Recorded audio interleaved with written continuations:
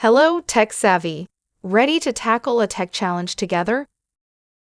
How to delete, insert, or delete rows and columns in Excel.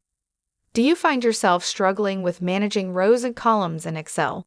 In this video, we'll cover how to quickly add or remove rows and columns in Excel. Let's dive into the steps. Open the Excel file where you want to insert or delete rows or columns. To insert a row, right-click on the row number where you want the new row. Select Insert from the context menu to add a new row above the selected one.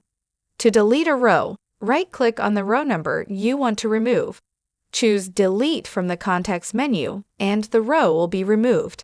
To insert a column, right-click on the column letter where you want the new column. Select Insert to add a new column to the left of the selected one.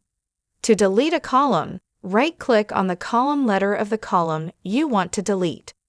Click Delete from the context menu to remove the column. Alternatively, select a row or column and use the Ctrl+ shortcut to insert new rows or columns. Use the Ctrl+- shortcut to delete the selected rows or columns. Another method, select rows or columns and go to the Home tab.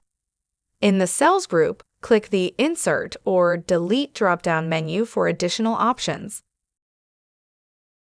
Please like this video and subscribe to our channel for more helpful tech tips on Windows. Thanks for watching.